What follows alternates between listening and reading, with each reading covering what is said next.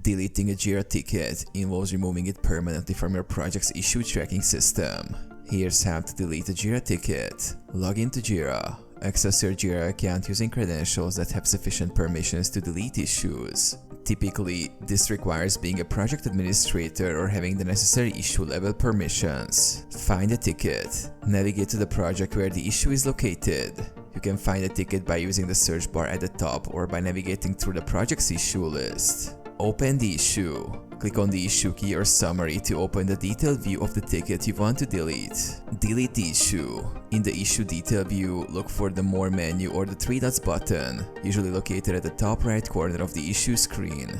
From the drop-down menu, select Delete. Confirm deletion. A confirmation dialog will appear asking if you're sure you want to delete the issue. Confirm by clicking the Delete button. Verify deletion. The issue will be permanently removed from Jira. You can verify this by searching for the issue key. It should no longer be available.